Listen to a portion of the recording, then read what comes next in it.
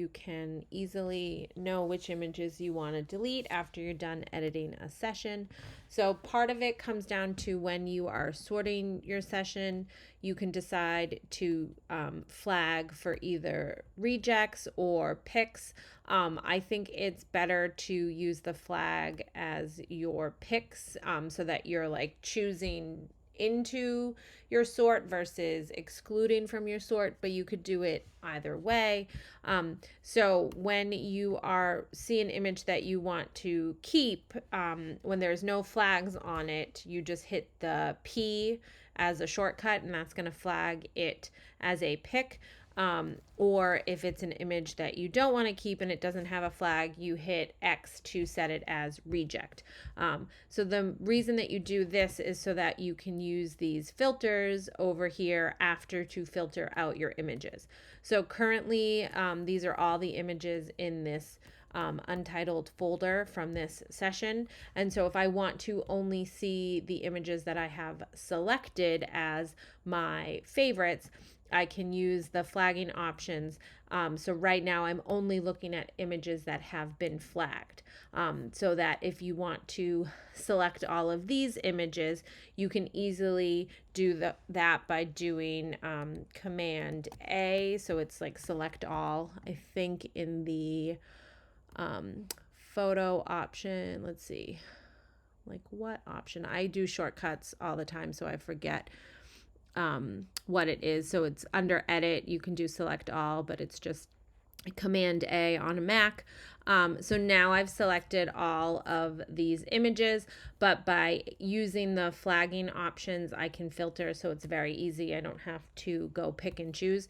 So now what I can do is right select. I'm going to do it where it says this. In this folder, I want it to go in the James Senior folder. So I'm going to right select, clicking on that folder, and then I'm going to do the option that says create folder inside of that folder. So I'm going to click on that. It's going to ask me what I want to call it. I typically call it like final selects so that I know these are like my final choices. I'm going to hit create, or the enter key, it's going to create. So now what is happening is those final selects are being moved from the untitled folder to a new folder. So now I have two folders. So then I can look, and these would all be the images that I would want to delete. So even if I had not set them with a flag as a reject, again, by using the shortcut X, it would still, all these images would be here. So I would know that these were ones that I wanted to delete.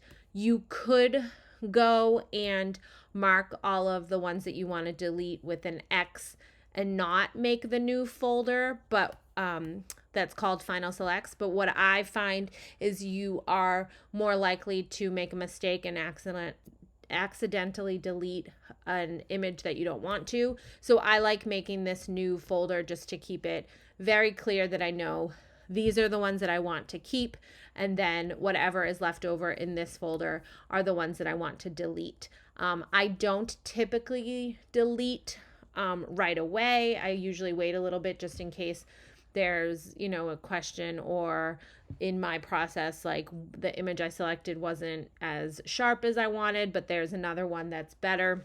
If I was doing my selections too quickly, I can go back in. So I don't always delete right away, but this way it makes it nice and easy that you know which one you want to delete and not delete. You could just go, I think there's actually an option to delete images that are tagged as rejected. I don't ever use it because I just like to be more in control and make sure I'm deleting what I want to delete. Oh yes, it's delete rejected photos. So under photo, you can click on the option to delete rejected photos within that folder, I believe. Again, I don't usually use it because I just rather be in control. So now that I know that all of these images in here are ones that are duplicates or ones that I don't want to keep, I can again do the Command A to select all, and then I can go and do, actually I'm going to just hit the delete key. If you click remove, if you right click and do remove, it's just going to delete the images in Lightroom, but not on your external hard drive or on your computer. So the goal for this is we want to get rid of, these are images we don't need, we don't want to look at anymore. So we want to get them off of the external hard drive. So I'm just going to click delete, and then this comes up.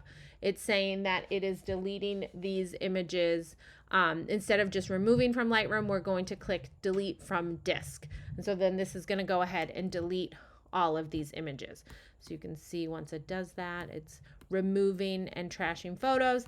So if I go into my trash can, you can see that it has moved all of those photos into the trash can. So it's nice. It's not an immediate where you can't ever get them back, but they're now in the trash can. So then what I could do is I could go and right click on this untitled folder and remove it. So now I don't have it there anymore. If you are, I know there was a question about having it be, you want to delete the images that were not selected for purchase. So if that's part of your kind of workflow, then I would go and, you could use a different, like a color rating system for the ones that they were selecting for purchase. So you can just click, and I think the shortcut is 6 to set the label as red. But like if I wanted to, these were, say, potentially the images that this person selected for prints or purchasing, then I could do label as red, and then I can go and I can sort. Let's see. So now I can sort, so I can see only the images that the client has opted to purchase. So then again, I can right select those, and then I can create a folder again that's like, whether it's clients selections,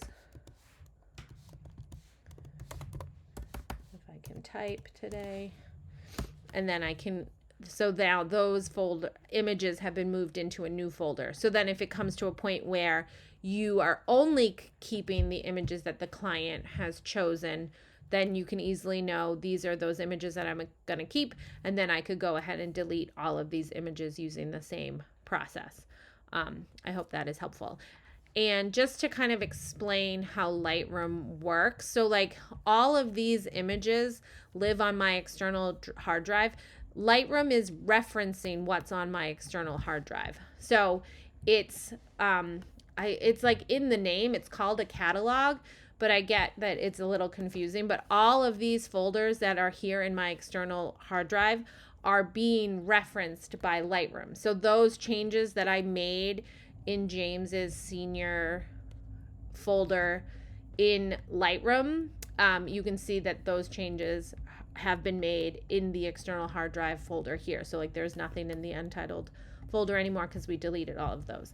So it doesn't matter where, if your images are on your hard drive on your computer, or if they're on an external, this folder structure here is what is on that external hard drive or on the hard drive of your computer. So any changes that you make here are going to also be made on that external hard drive.